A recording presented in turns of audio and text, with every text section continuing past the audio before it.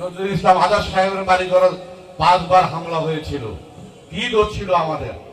আমাদের দোষ ছিল আমরা জাতীয়তাবাদী দল করি, বিএনপি করি।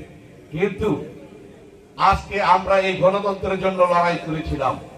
আপনারা জানেন বাংলাদেশে নিশিরাতে ভোট হতো। আপনারা 2014 নির্বাচন দেখেছেন না?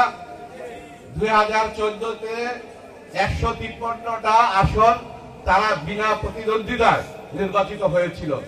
সরকারের আর কোন এমপি লাগে না, একসাথে সংখ্যাগরিষ্ঠিত হয়ে গেছে বিনা প্রতিদ্বন্দ্বিতায়। 2018-তে নিশিরাতের ভোট, দিনের ভোট নিশিরাতে হলো। আর 2024-এর ভোট দেখেছেন, কোন মানুষ নাই, ছিল কুকুর বিড়াল।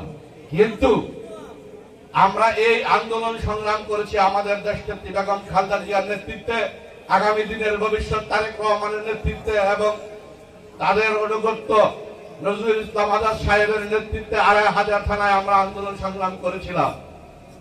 গণতন্ত্রের জন্য লড়াই করে বৈষম্য আন্দোলনের মাধ্যমে আমরা নতুন বাংলাদেশ পেয়েছি। আজকে স্বাধীনভাবে কথা বলার অধিকার আমাদের ফিরে পেয়েছি বন্ধুরা আমার। কিন্তু দুঃখের বিষয়, যারা নজরুল ইসলাম বাবুর সাথে টেলিফোন করে কথা বলে 2500 থানায় তারা আসতো তাদের সম্পদ রক্ষা করার জন্য।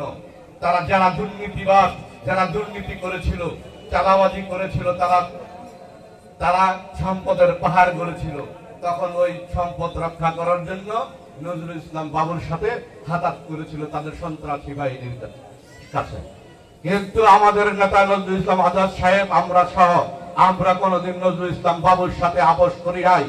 আপনারা দেখেছেন, টিভিতে দেখেছেন, পত্রিকায় দেখেছেন, আমরা পাঁচরকিতে যেটা হাইওয়ে ছিল, আমাদের নেতার নির্দেশ ছিল, ওইখানে আমরা আন্দোলন সংগ্রাম করেছি। আমাদের অনেক ভাই ওইখানে গুলিবিদ্ধ হয়েছে, ওইখানে মৃত্যুবরণ করেছে।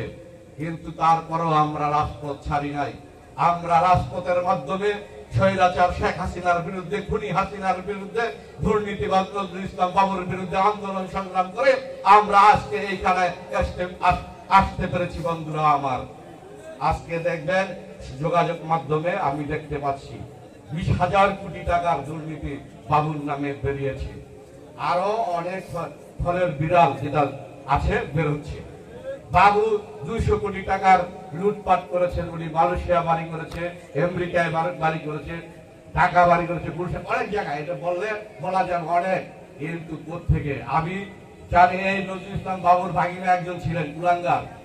এই রেস্টুরেন্ট বিষয়ে বাবুকে ছাড়া না দিলে রেস্টুরেন্ট হতো না, এখানে সাব রেজিস্ট্রার আসতে পারতো না। তাদের ভয়ে মানুষ কাঁপত।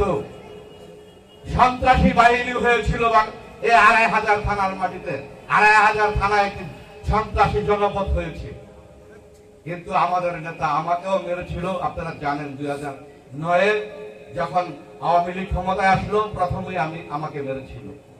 কিন্তু আমি ইচ্ছা করলে আমি তাদেরকে মারতে পারি, কিন্তু আমি ক্ষমা করে দিয়েছি। কিন্তু কারণ আমাদের নেতা তারেক রহমান সাহেবের নির্দেশ, কোনো মারামারি করা যাবে না।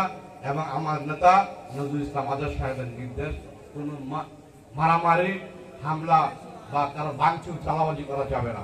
সেজন্য আমরা কিছুই করি নাই। কিন্তু আপনারা মনে করেন না আপনাদের মাফ করে দিয়েছি। কিন্তু এটা সত্য, আওয়ামী লীগ কোনদিন বিএনপির নাম শুনলে তাদের সাথে আত্মীয়তা দূরের কথা, এক কাপ চাও খাইতো না, এটা সত্য কথা। আর যারা বিএনপি করতো, যারা বিএনপি আমাদের যারা সহযোদ্ধা ছিলেন, তাদেরকে মানুষের অনেক নিন্দা করতো, দূর দূর করতো, একটা ডোবা নর্দমা কীট আমাদেরকে মনে করতেন। কিন্তু এখন দেখি অনেক মানুষের জন্য এখন ঘুমাতে পারি না, তাদের ফোনের জ্বালায়, তাদের বাড়িতে বসে থাকে, তারা আমাদেরকে অনেক মাত্র তো 1 মাসও যায় নাই, বিএনপি তো ক্ষমতাই আসে নাই, মাত্র তো অন্তর্বর্তীকালীন সরকার। পাগল হয়ে গেলেন? 17 বছর আমরা কিভাবে কাটালাম?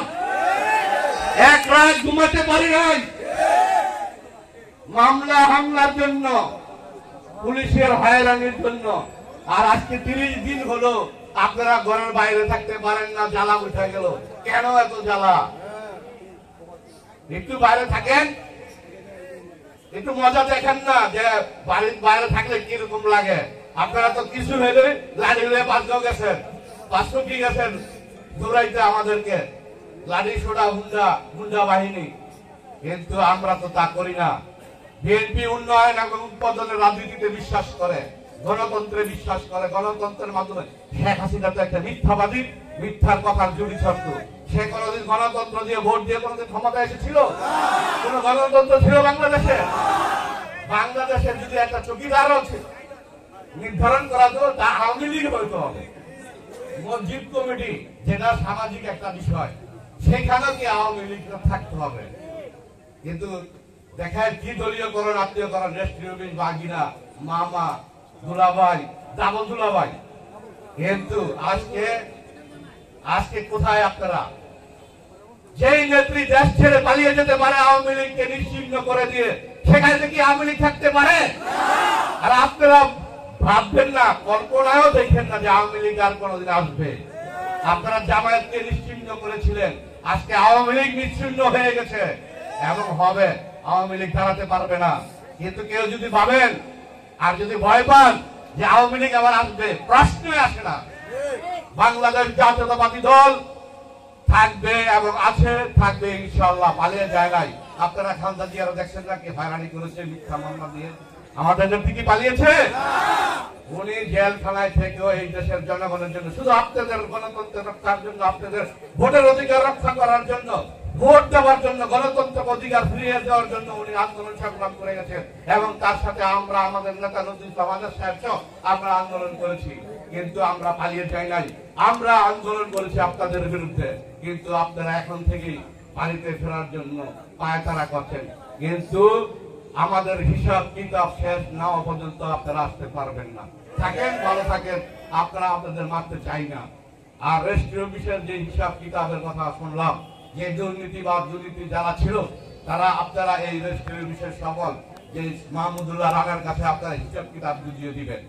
যদি না দেন, আপনাদের বিরুদ্ধে আইনগত ব্যবস্থা নেওয়া হবে।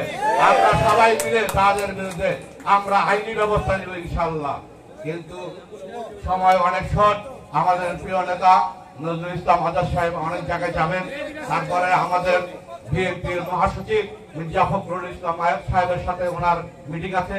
আপনারা জানেন আমাদের নেতা শুধু আড়াইহাজার থানা নয়, নারায়ণগঞ্জ জেলা নয়, ঢাকা বিভাগে উনি দায়িত্বপ্রাপ্ত আছেন। উনি সব জায়গায় যেতে হয়। সেই জন্য আমি বক্তব্য সংক্ষিপ্ত করছি। খোদা হাফেজ। বাংলাদেশ জিন্দাবাদ। বাংলাদেশ জাতীয়তাবাদী দল জিন্দাবাদ। শহীদ জিয়া অমর হোক। দেশনেত্রী বেগম খালেদা জিয়া জিন্দাবাদ। আগামী দিনের ভবিষ্যৎ নজরুল ইসলাম আজাদ সাহেব জিন্দাবাদ, জিন্দাবাদ। আসসালামু আলাইকুম। ধন্যবাদ।